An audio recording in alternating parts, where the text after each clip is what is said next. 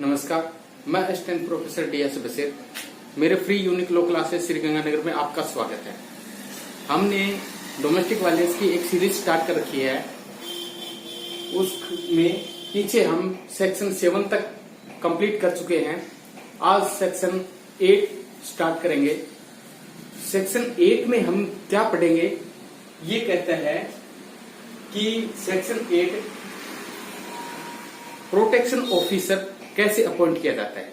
Section 8 ये कहता है कि प्रोटेक्शन ऑफिसर कैसे अपॉइंट किया जाता है, उसके लिए क्या करना पड़ता है। सबसे पहली बात इसमें लिखी है कि राज्य सरकार, क्या स्टेट गवर्नमेंट प्रत्येक जिले में जितने प्रोटेक्शन ऑफिसर की आवश्यकता है उतने अपॉइंट कर सकती है। यानी हमारी स्टेट गवर्नमेंट है, जहां पर भी जितने प्रोटेक्शन ऑफिसर की आवश्यकता है कितने भी प्रोटेक्शन ऑफिसर अपॉइंट किए जा सकते हैं। नंबर 2 कहती है प्रोटेक्शन ऑफिसर जहां तक संभव हो वहां हमें क्या है, महिला ही अपॉइंट करनी है। स्टेट गवर्नमेंट ये नोटिफिकेशन करती है कि जहां तक संभव हो वहां महिला ही प्रोटेक्शन ऑफिसर अपॉइंट की जाएगी। अगर प्रोटेक्शन ऑफिसर महिला उपलब्ध नहीं होती है तो वहां पर पुरुष अपॉइंट किया जा सकता है। सब क्लोज 3 कहता है उसकी योग्यता और अहर्ता क्या होगी, उसकी क्वालिफिकेशन क्या होगी। तो क्वालिफिकेशन के बारे में या जो अहर्ता के बारे में, योग्यता के बारे में जो परफॉर्मा नंबर 3 या रूल नंबर 3 में जो बताया गया है वहां पे उसको हम वहां से जो योग्यता कंप्लीट करता है उसे हम प्रोटेक्शन ऑफिसर अपॉइंट कर देंगे। तो ये जो प्रोटेक्शन ऑफिसर की 3 सब क्लोज जो बताए गए हैं, इन 3 क्लोजों में जो बातें बताई गई हैं उसके तहत प्रोटेक्शन ऑफिसर अपॉइंट कर दिया जाएगा। अब हम सेक्शन 9 के ऊपर आते हैं। सेक्शन 9 कहता है duty and functions of protection officer. जो संरक्षण अधिकारी है या प्रोटेक्शन ऑफिसर के क्या क्या कर्तव्य हैं, क्या ड्यूटीज हैं। तो उस ड्यूटीज के बारे में देखो, यहाँ पे बताया है कि ए से लेके आई तक और हिंदी में क से लेके झ तक 9 ड्यूटियां बताई गई हैं। 9 ड्यूटियां बताई गई हैं, उनको हम क्रम से ऐसे देखेंगे कि सबसे पहले जहां घरेलू हिंसा हुई है, पहली ड्यूटी प्रोटेक्शन ऑफिसर की क्या है कि जहां पे डोमेस्टिक वायलेंस हुई है वहां के मजिस्ट्रेट को रिपोर्ट सौंपना। कि जहां पे डोमेस्टिक वायलेंस हुई है वहां के स्थानीय या लोकल मजिस्ट्रेट को उस रिपोर्ट को सौंपेगा या प्रस्तुत करेगा। सेकंड क्या है, व्यथित व्यक्ति को कोई अनुतोष चाहा है, अगर एग्रीव्ड पर्सन ने कोई रिलीफ की मांग की है तो उस रिलीफ को उस प्रपत्र में भर के मजिस्ट्रेट के सामने पेश करेगा। तीसरा कहता है मजिस्ट्रेट के कार्यों में सहायता करेगा, यानी मजिस्ट्रेट की हेल्प करेगा, हर जगह से उसकी क्या है, हेल्प या सहायता करेगा। और चौथा है विधिक सहायता उपलब्ध करवाएगा, यानी उस एग्रीव्ड पर्सन को जितने भी लीगल एड है वो प्रोवाइड करवाएगा। फिर मजिस्ट्रेट की स्थानीय चिकित्सालय की रिपोर्ट का देना, और जो लोकल एरिया में जिस क्षेत्र में जहां पे एग्रीव्ड पर्सन है उसके साथ जहां हिंसा हुई है वो स्थानीय जो लोकल वहां का हॉस्पिटल है उसकी रिपोर्ट मजिस्ट्रेट को सौंपेगा। और फिर कहता है कि आश्रय गृह की रिपोर्ट सौंपना, और जो शेल्टर होम है, शेल्टर होम में जब जो प्रोटेक्शन ऑफिसर वहां पे छोड़ के आता है उस एग्रीव्ड पर्सन को, उसकी रिपोर्ट मजिस्ट्रेट को और पुलिस थाने में सौंपेगा। फिर कहता है मेडिकल की रिपोर्ट थाने में भेजना, यानी जो मेडिकल रिपोर्ट है वहां तो एक तो मजिस्ट्रेट को सौंपनी है, एक पुलिस ऑफिसर को या थाने में भी प्रोवाइड करवाएगा। फिर कहता है CRPC के तहत रिलीफ प्राप्त करना, अगर कोई CRPC के तहत कोई रिलीफ की या अनुतोष की एग्रीव्ड पर्सन वांछा करता है या चाहता है या इच्छा करता है तो उसके तहत भी उसकी क्या है, मांग करेगा या उसको प्रस्तुत करेगा। फिर अगर स्टेट गवर्नमेंट उसको क्या है, कोई अन्य कार्य सौंप देता है, अन्य कार्य अगर सौंपता है तो वो भी क्या है वहां प्रस्तुत करेगा, उसमें भी मदद करेगा।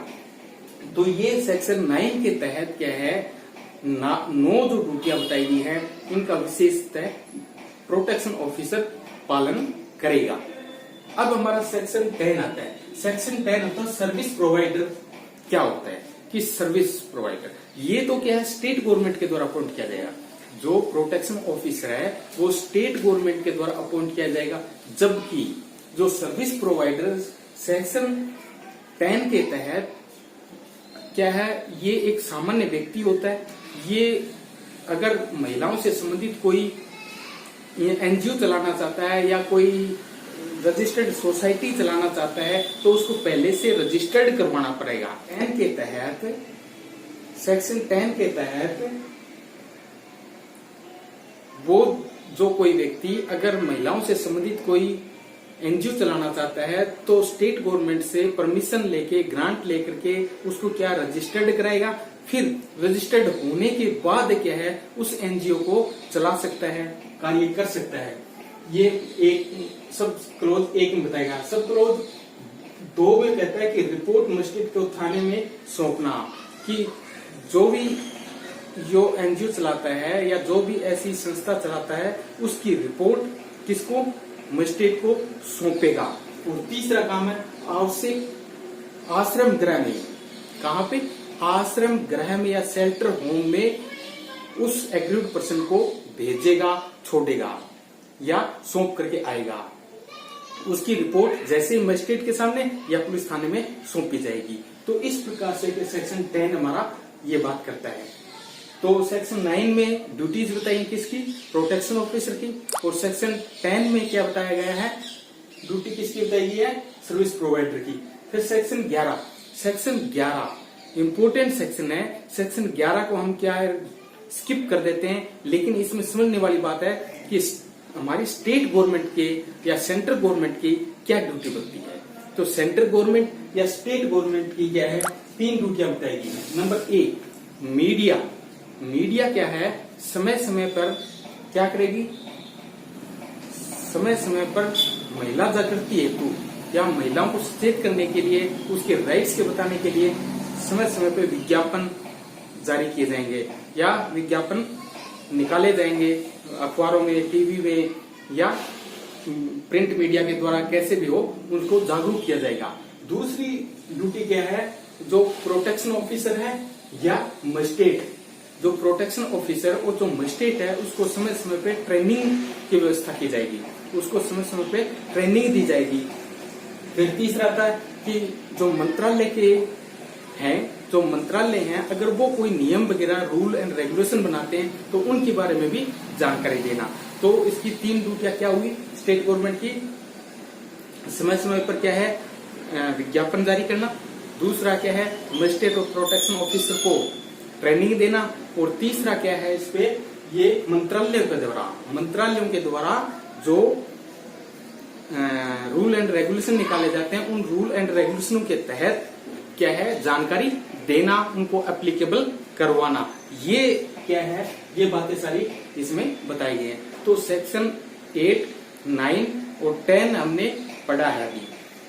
तो ये क्या है लीगल प्रावधान बताए गए हैं कि जो डोमेस्टिक वायलेंस है सब्जेक्ट जो है उसमें महिलाओं को एक प्रोटेक्शन के लिए जो प्रोटेक्शन किया जाता है वो लीगली इस तरीके से किया जाता है। तो हम क्या है लीगल एक्सेप्ट बताते हैं यहाँ पे, इस चैनल पे लीगल एक्सेप्ट बताए जाते हैं।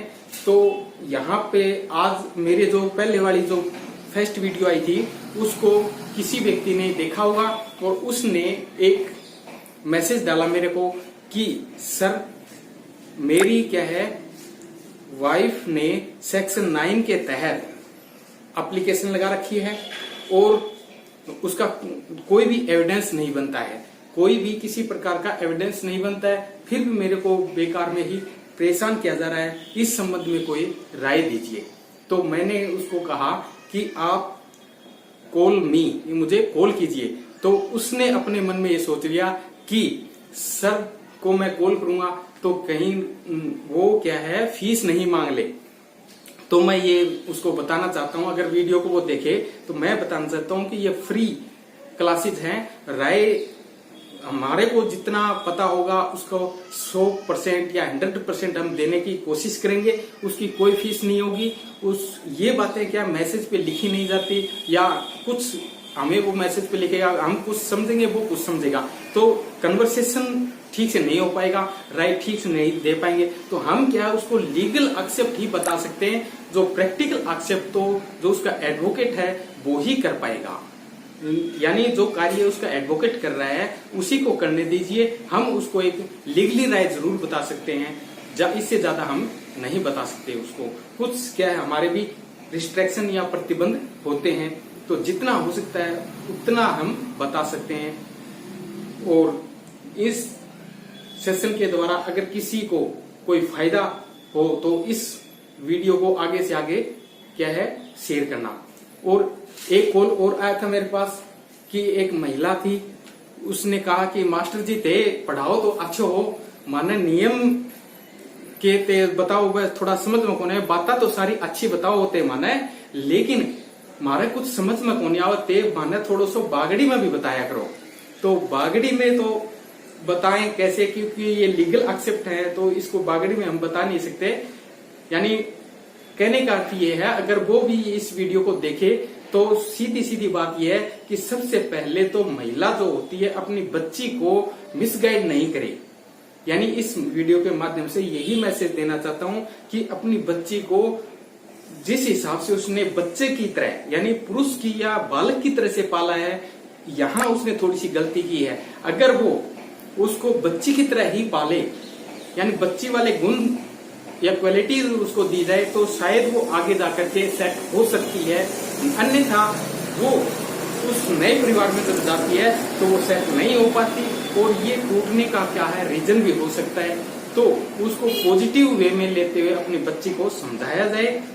और यहाँ पे अगर ज्यादा ही वो पीड़ित होती है, परेशान होती है, तो प्रोटेक्शन ऑफिसर या जो हमारा डोमेस्टिक वायलेंस में महिलाओं को सुरक्षित करने के लिए अनेक क्या है रूल दिए गए हैं, जो हमारे को ऑर्डर दिए गए हैं जो 18 से 21 तक हैं, वो ऑर्डर के तहत उसको रिलीफ प्राप्त की जा सकती है। ये विशेष ध्यान रखना है। ठीक है, मिलते हैं, धन्यवाद अगले वीडियो में।